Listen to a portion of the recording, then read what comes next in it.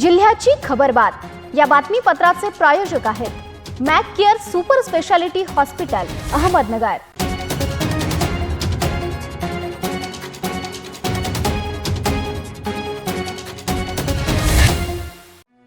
प्रेक्षको नमस्कार, मी निर्जला। न्यूज 24 सह्याद्री मध्ये तुमचं स्वागत। तर पाहूयात अहिल्यानगर जिल्ह्यातील महत्त्वपूर्ण बातम्यांचा आढावा जिल्ह्याची खबरबातमध्ये।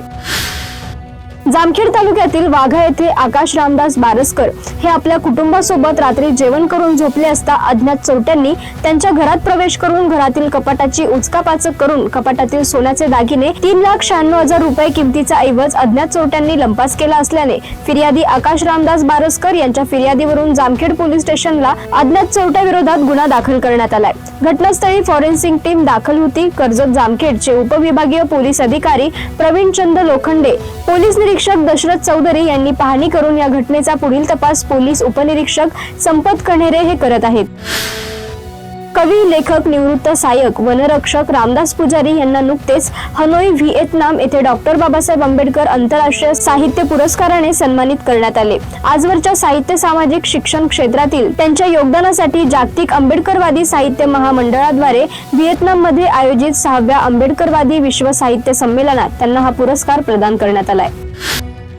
आमदार विक्रम पाचपुते यांनी बुधवारी विधानसभेत लक्षवेधी मांडून राज्य सरकारचे लक्ष वेधले।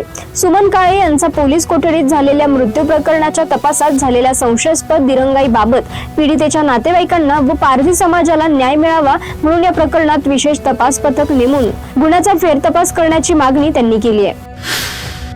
अहिल्यानगर तालुक्यातील डोंगरगण येथील काशीनाथ तुकाराम पटारे हे डोंगरगण मांजरसुंबा रस्त्यावर ट्रॅक्टर चालवत असताना त्यांनी वाहन निष्काळजीपणाने व वेगात चालवून रस्त्यावरून जाणाऱ्या व्यक्तीस धडक दिली। तसेच वाहनाचे लाईट व इंडिकेटर योग्यरित्या न वापरल्यामुळे हा अपघात झाल्याचे निष्पन्न झाले आहे। या अपघातात एका व्यक्तीचा मृत्यू झाला। या प्रकरणी न्यायालयाने चालकास 1 वर्ष सक्त मजुरीची शिक्षा व 10,000 रुपयांचा दंड सुनावला आहे। रयत शिक्षण संस्थेची कोळगाव येथील श्री कोळाई देवी विद्यालय केवळ शिक्षणाचे केंद्र न राहता एक उत्कृष्ट संस्कार केंद्र बनले आहे। प्राचार्य शहाजी हिरडे यांच्या समर्पित सेवेमुळे कोळाई देवी विद्यालयाने शैक्षणिक व सांस्कृतिक क्षेत्रात नवी उंची गाठली आहे। त्यांच्या खंबीर नेतृत्वाखालील कार्यकाळात विद्यालयाने मिळवलेले विविध पुरस्कार हे त्यांच्या कष्टाचे फलित आहेत, असे गौरवोद्गार रयत शिक्षण संस्थेचे मॅनेजिंग काउन्सिल सदस्य आणि माजी आमदार राहुल जगताप यांनी काढलेत। जिल्ह्याची खबरबात मध्ये घेऊयात एक छोटीशी विश्रांती। रोखोक पत्रकारिता, निर्भीड बाणा आणि कणखर भूमिका, महाराष्ट्राचा सखा, सत्याचा पाठीराखा, शब्दांचं सामर्थ्य, विश्वसनीयतेची उंची। न्यूज 24 सह्याद्री।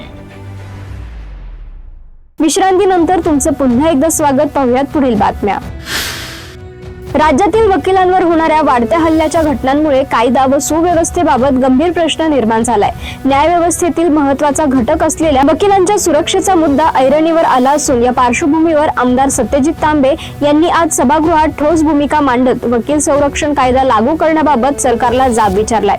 यावेळी बोलताना आमदार सत्यजित तांबे म्हणालेत की वकिलांच्या सुरक्षेचा प्रश्न हा केवळ एका घटकापुरता मर्यादित नसून तो थेट न्याय प्रक्रियेच्या सुरक्षिततेशी आणि विश्वासार्हतेशी संबंधित आहे।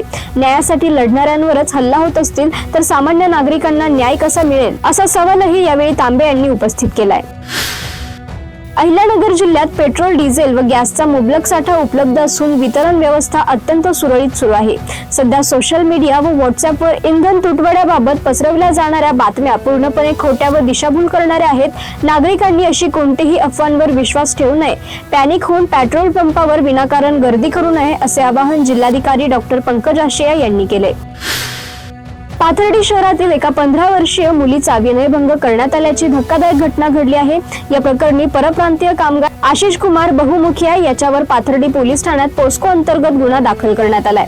पीडित मुलीने पाथर्डी पोलीस ठाण्यात दिलेल्या फिर्यादीनुसार मंगळवारी दुपारी सुमारे 2 वाजता ती घराजवळ शौचास गेली असता तेथे फरशी बसवण्याचे काम करणाऱ्या आशिष कुमार मुखियाने तिला जबरदस्तीने पकडले आणि तिचे हातपाय धरून तिचा विनयभंग केलाय। आशिषच्या हातातून सुटका करून ती घरी पळाली आणि आई वडिलांना ही घटना सांगितली व कुटुंबियांनी फरशी बसवणाऱ्या ठेकेदाराकडे आरोपीचे नाव व पत्ता विचारला असता त्याने आरोपीचे नाव सांगितले आणि त्यानंतर पीडित मुलगी ही आपल्या आई आणि मामासोबत पाथर्डी पोलीस ठाण्यात तक्रार देण्यासाठी गेली आहे।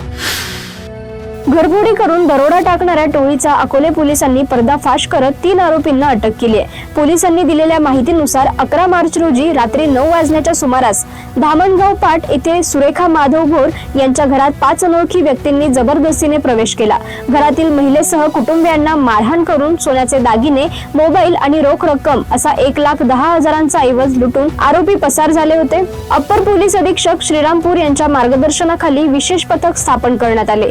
या पथकाने तांत्रिक विश्लेषण आणि गोपनीय माहितीच्या आधारे तपास सुरू ठेवला. तपासादरम्यान आरोपी सुरेगाव येथे लपून बसल्याची माहिती मिळाल्यानंतर पोलिसांनी सापळा रचून तिघांना अटक केली आहे.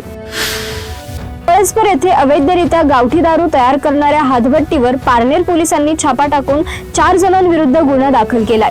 या कारवाईत एकूण 1,64,500 रुपयांचे कच्चे रसायन व तयार दारू जप्त करण्यात आली आहे. या प्रकरणी वसंत बाबाची आहेर, गोरक्ष पांडुरंग पोपळघट व एक अज्ञात आरोपी यांच्यावर गुन्हा नोंदवण्यात आला असून वसंत आहेर यास अटक करण्यात आली आहे.